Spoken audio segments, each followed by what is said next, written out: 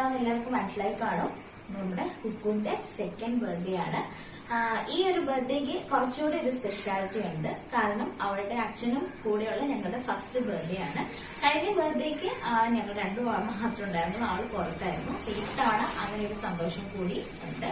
പിന്നെയുള്ളതെന്ന് വെച്ച് കഴിഞ്ഞാൽ വേറൊരു സന്തോഷം, ഞാൻ അറിയാലോ ഞാൻ പ്രഗ്നന്റ് ആണ്.